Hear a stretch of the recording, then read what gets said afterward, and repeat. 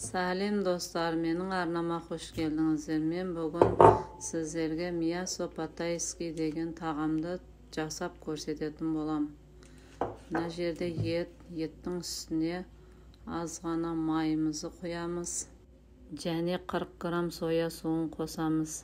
Және де дәмдеуіштерменде қара бұрыш, кинзаның ұнтағы, лабролис пен қызыл бұрыш, паприка барлығын жақсылап араластырып, тұзымызды да салып, көз мөлшерменен дәміне қарай саласыздар. Сөйтіп бетіне пакет жауып, холодильникке 2 сағатқа қойып қоямыз, маринадтап. 2 сағатымыз өтіп, менің етім де дайын болды. Осы маринадталған етімізді қызып тұрған тапамыздың бетіне көз мөлшеріне 50 грамдай сұйық майды қойып, жақсылап қыздырып аламыз.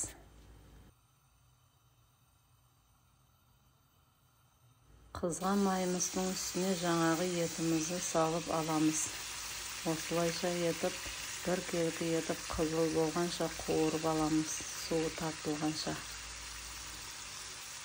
Етіміз қуырылып жатқанша біздер көкөністерімізді турап аламыз. Бірінші сәбізімізді турап, солонка етіп турап аламыз. Менде бір сәбіз. Осылайша етіп солонка етіп турап аламыз барлығын.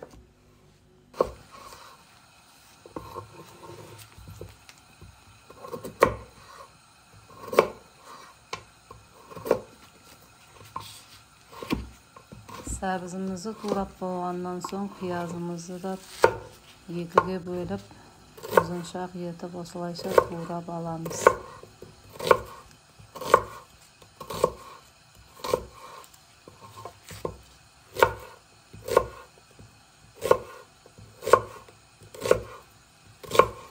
Пиязымызды да турап алғаннан соң, менде 3 тісше чеснок, осы чесноктарымызды да турап аламыз осылайша етіп. Чесноктарды турап болғаннан соң етімізді бір көріп, араластырып, жақсылап қозғап қоямыз, суы тартқанша.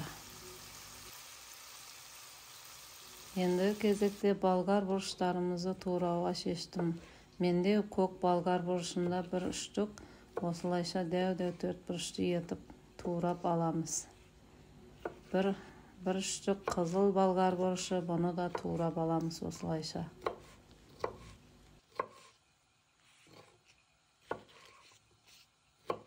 Болгар бұрышын турап болғаннан соң, етіміздің үстіне пияздарымызды да саламыз.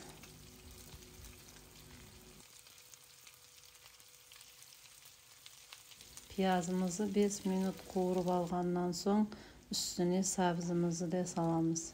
Осылайша жақсылап араластырып аламыз.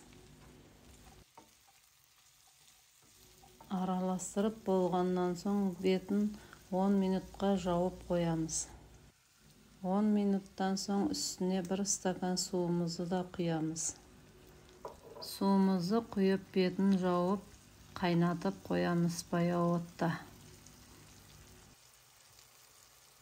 Менде гарнирге ақ болауына жерде қайнап тұрған судың үстіне тұзды салып, осы күрішті жуып, жібітіп қойған едім. Осыны салып, жақсылап бір қайнатып аламыз.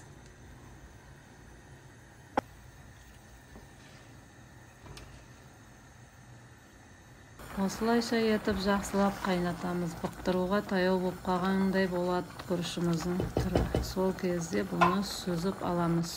Тұзы шамал ащылау болады. Осылайша сүзгіге сүзіп алып, суын жақсылап сырғып аламыз.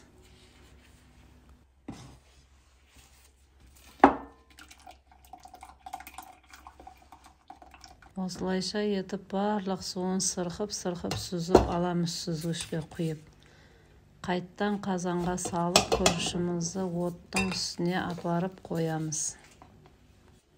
Осылайша шашылып тұрған күрішіміздің барлығын бір шетке жинаймыз.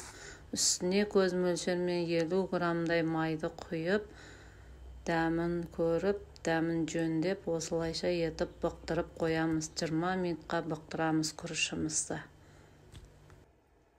Осы рецептмен міндетті түрде жасап көріңіздер. Дәмді болатынына сөзсіз сенімдімін. Бір рет болса да жасап отбасыларыңызды қуантсаңыздар да болады.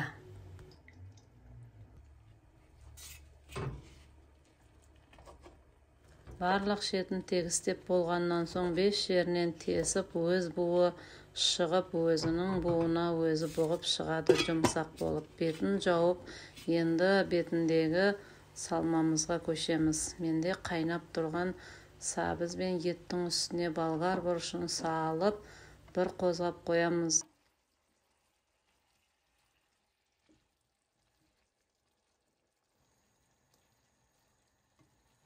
Осылайша 10 минуттан кейін қиярларымызды да саламыз.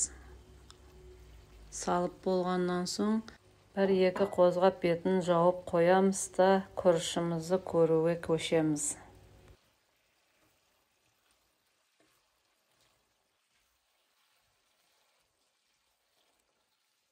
20 минут өткеннен соң күрішіміз де дайын болды. Осылайша жақсылап астын үстіне шығарып, қозғап араластырып аламыз.